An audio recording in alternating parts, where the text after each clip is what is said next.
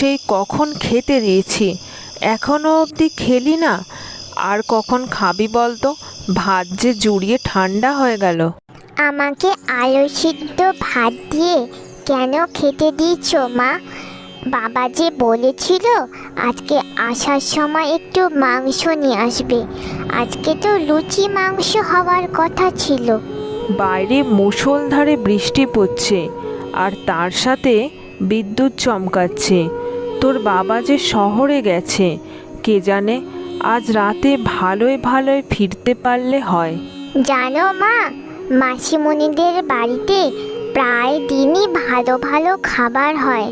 মাংসের গন্ধ পাই খেলা করতে গেলে, কিন্তু মাসিমণি একটুও দেয় না। ঠিক আছে মিনি, আমাদেরও একদিন ভালো খাবার হবে। একদিন তোর পছন্দের লুচি মাংস রান্না হবে। এখন এটা দিয়েই খেয়ে নে মা আমার। ঠিক আছে মা, আমি এই আলু সিদ্ধ ভাতটাই খেয়ে নিচ্ছি। ফিরতে কত দেরি হয়ে গেল। আসার সময় ফসলের চারাটাও নষ্ট হয়ে গেল। যাই, এখন একটু মিনতির বাড়িতে গিয়ে দেখি যদি কিছু খাবার দাবার পাওয়া যায় কিনা। মেয়েটার জন্য একটু মাংস এনে দেবো ভেবেছিলাম, সেটাও হলো না। মিনতি, মিনতি, বাড়িতে আছো? এ কি জামাই বাবু, এত রাতে? বলি মিনি কিছু বায়না করেছে নাকি? আমি কিন্তু কোনো খাবার দাবার কিছু দিতে পারবো না। না না মিনতি, ওভাবে বলো না। শহরে গেছিলাম, আসার সময় ভেবেছিলাম মেয়েটার জন্য একটু মাংস নিয়ে আসবো, কিন্তু আসার সময় দেখি দোকানপাট সব বন্ধ হয়ে গেছে। তাই ভাবছিলাম একটু হাঁসের ডিম যদি থাকে আজকের মতো মেয়েটাকে একটু খেতে দিতে পারতাম। না গো জামাই বাবু, ঘরে সেরকম কিছুই নেই। আর দেখতেই তো পাচ্ছ কীরকম ঝড় বৃষ্টি হচ্ছে। আমার স্বামী আজ বাজারেই তো যেতে পারিনি। ঠিক আছে মিনতি, আমার আর তোমার দিদির জন্য কোনোদিন তো কিছু চাই না। ছোট মেয়েটার জন্য বড় মায়া লাগে। কি আর করব, গরিব হয়ে জন্মেছি। যেমন সামর্থ্য তেমনই খাওয়াবো। আজ তবে আসি। চাল নেই, চুলো নেই। দিদি যে কেমন একটা ঘরে বিয়ে করলো, এখন প্রায় দিন এসে আমাদের কাছে এটা চাই ওটা চাই। আজ তো আমি নাই করে দিয়েছি। তা তুমি ভালোই করেছো গিন্নি। আর যাই হোক, বাইরে ঝমঝম করে বৃষ্টি পড়ছে, এমন পরিবেশে আজ গরম গরম ভাত আর মাংসের ঝোলটা ভালোভাবে জমে যাবে। একদম ঠিক বলেছ। আমাদের জমিতে ভালো চাষ হয়, আমাদের টাকা তো বেশি হবেই। চলো এখন রাতে আমরা খাওয়া দাওয়া করে শুয়ে পড়ি।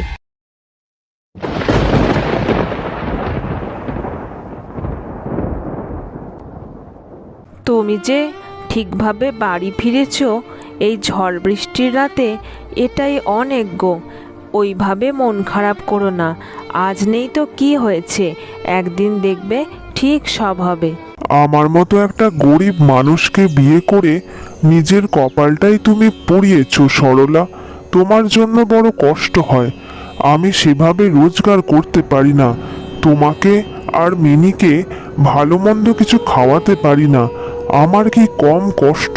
হ্যাঁ, মাঝে মাঝে তো আমারও এমন মনে হয়, মিনতির মতো বড়লোক ঘরে বিয়ে করলে আমার কি আর এত কষ্ট থাকতো। যাই হোক, এখন সেসব কথা বাদ দাও। শহর থেকে ফসলের চারা আনবে বলেছিলে, তা সেটা কি এনেছো? বেশ কয়েক টাকা দিয়ে ফসলের চারা নিয়ে এসেছিলাম, কিন্তু আসার সময় এত জোরে বৃষ্টি হয় যে সমস্ত ফসলের চারাগুলোই নষ্ট হয়ে যায়। সবই আমার কপাল। ভেবেছিলাম সেই ফসলের চারাগুলো মাটিতে রোপণ করে গাছ জন্মাবে, সেটাও হলো না। কিন্তু বাইরে যেভাবে বৃষ্টি শুরু হয়েছে, এরকম বৃষ্টি যদি পরপর কদিন চলতে থাকে, মাটিতে চারা গাছ লাগালেও তো সব নষ্ট হয়ে যাবে। হ্যাঁ, সেটা তো তুমি ঠিকই বলেছ সরলা। এমন ঝড় বৃষ্টি আগে কখনো দেখিনি।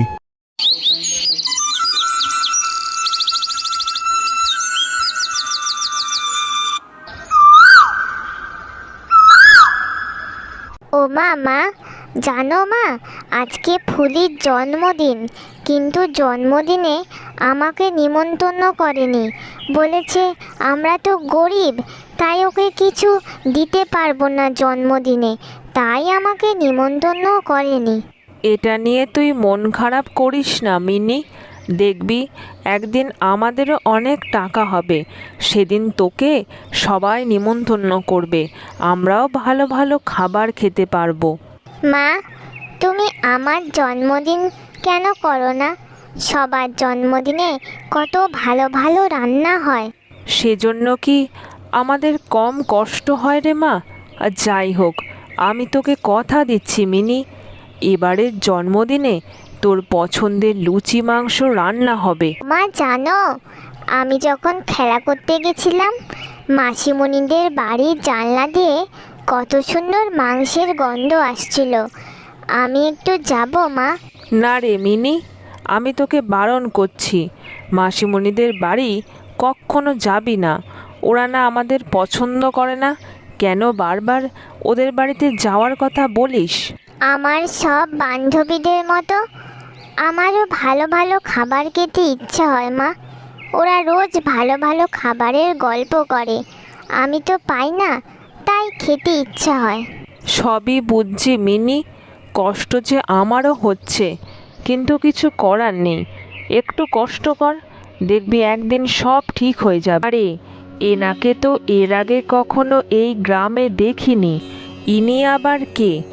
অনেক বয়স হয়েছে তো, হয়তো কিছু সাহায্যের জন্য আমার কাছে এসেছে। বলি 2 দিন হলো পেটে কিছু খাবার পড়েনি, এই গ্রাম সেই গ্রাম ঘুরে বেড়াচ্ছি, কেউ একটু খেতে দেয়নি। তোর কাছে একটু খাবার হবে? ঘরে তো সেরকম কিছু নেই, রোজ আমরা যা খাই ওই একটু আলু সিদ্ধ আর ভাত, যাই সেটাই বরং খেতে দি, পেটটা তো ভরবে। কি রে মা, কি এত ভাবছিস? এই বৃদ্ধা মানুষটাকে একটু খেতে দিতে পারবি রে? নিশ্চয়ই পারবো পিসিমা, আপনি আসুন, ভেতরে এসে বসুন। আমরা গরিব মানুষ, সেইভাবে হয়তো ভালো ভালো কিছু খাবার রান্না করতে পারবো না, তবে ঘরে যা আছে আপনাকে তাই দিয়ে আমি রান্না করে খাওয়াবো।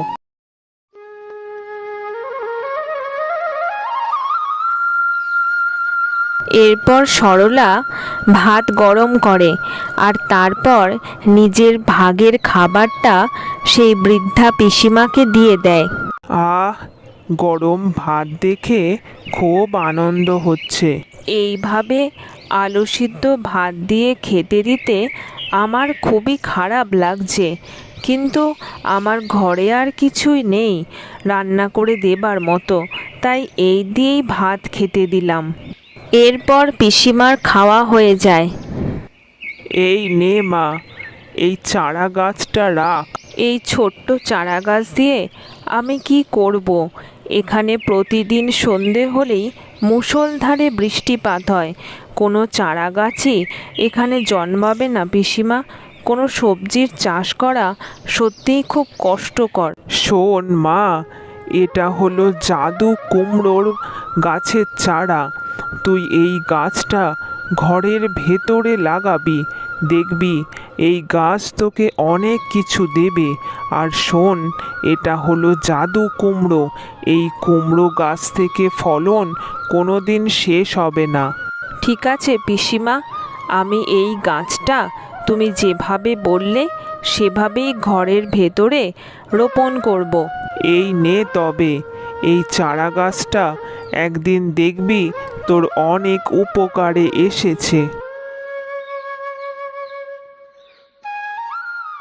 এরপর সরলা সেই কুমড়োর চারা গাছটা ঘরের মধ্যেই লাগিয়ে দেয়। তারপর বেশ কিছুটা সময় পার হয়ে যায়, দেখতে দেখতে একদিন সেই গাছে অনেক কুমড়ো ফলে। দেখো দেখো, আমাদের এই ঘরের ভেতরে কত কুমড়োর চাষ হয়েছে। দেখো, এখানে না তো ঝড় বৃষ্টি হবে আর না তো বিদ্যুৎ চমকাবে। এই ঘরের ফসল কখনো নষ্ট হবে না। তুমি ঠিক বলেছ সরলা, আর কোনো চিন্তা নেই। ঘরের মধ্যেই কত কুমড়োর ফসল ফলেছে। এই কুমড়ো বাজারে বিক্রি করে আমি অনেক টাকা লাভ করব। হ্যাঁ, এটা তুমি ঠিক বলেছ। এই কুমড়ো যদি আমরা বাজারে বিক্রি করি তাহলে অনেক টাকা লাভ হবে, কারণ এই গ্রামে কোনো কুমড়ো চাষি নেই আর কুমড়োর ফসলও ফলে না। যাই গো সরলা, আর দেরি না করে এবারে এই কুমড়োগুলো বাজারে নিয়ে যাই আর তারপর বিক্রি করি। মিনির জন্য যদি একটা ভালো কিছু আনতে পারি তাহলে আমাদের থেকে খুশি আর কেউ হবে না। আর দুদিন বাদেই মেয়েটার জন্মদিন। বড় শখ করে কথা দিয়েছিলাম মেয়েটাকে একটু লুচি মাংস খাওয়াবো। দেখা যাক সেটা সম্ভব হয় কিনা। কুমড়ো নেবে গো কুমড়ো, মিষ্টি তাজা কুমড়ো, সাথে কুমড়ো শাক একদম বিনামূল্যে। এরপর আস্তে আস্তে সেই সুস্বাদু জাদু কুমড়োগুলো সমস্ত বিক্রি হয়ে যায় আর তারপরে অনেক টাকা লাভ হয়।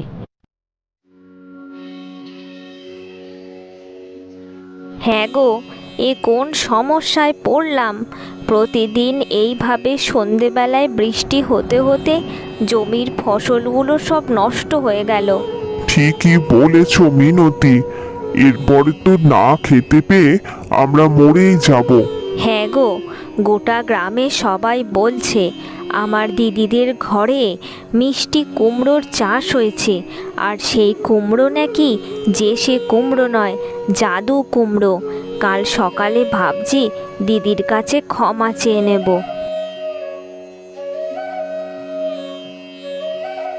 কিরে মিনতি, আজ এতদিন ধরে এক গ্রামে দুই বোনে বসবাস করি, কোনোদিন তো খোঁজও নিসনি। আজ হঠাৎ আমার বাড়ির সামনে। ভুল করেছি দিদি, অসময় তোমাদেরকে একটু খাবার দিয়েও সাহায্য করিনি। আজ প্রতিদিন সন্ধেবেলা বৃষ্টি হওয়ার জন্য আমাদের চাষের ফসল সমস্ত নষ্ট হয়ে গেছে।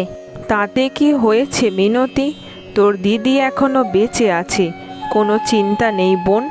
তোরা আমাদের বাড়িতে আজ থেকে খাওয়া দাওয়া করবি। তুমি আমার চোখ খুলে দিয়েছো দিদি, আমি আমার ভুল বুঝতে পেরেছি। সত্যি আর কোনো দিন কাউকে খাবার নিয়ে তাচ্ছিল্য করব না। মা, জানো বাবা বলেছে আজ বাজার থেকে মাংস নিয়ে আসবে, সাথে একটু ময়দাও আনবে। বাবা বলেছে আজ লুচি আর মাংস হবে। হ্যাঁ রে মিনি, একদম ঠিক। আজ তো তোর জন্মদিন, বলেছিলাম না তোর জন্মদিনে লুচি আর মাংস হবে। দেখ, ভগবান ঠিক সহায় হয়েছে। তোর জন্মদিনের দিন এবার সত্যি সত্যিই লুচি আর মাংস রান্নার সুযোগটা করে দিয়েছে। অন্যদিকে মিনির বাবা বাজার থেকে মাংস আর ময়দা নিয়ে আসে। তার মনেও খুব আনন্দ হয় তার ছোট মেয়েটাকে খুশি করতে পেরেছে জেনে।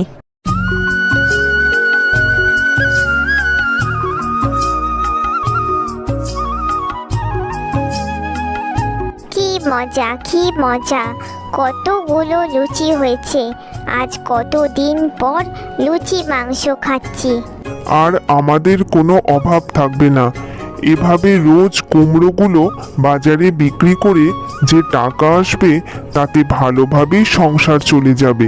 তুমি একদম ঠিক বলেছ। আর আমাদের কোনো কিছুর অভাব থাকবে না। আর আমাদের মেয়ে মিনিকেও আমরা ভালো ভালো রান্না করে খেতে দিতে পারবো। ও বাবা, বাবা, ও মা, তাড়াতাড়ি খেয়ে নাও। গরম গরম লুচি মাংস যে ঠান্ডা হয়ে যাচ্ছে।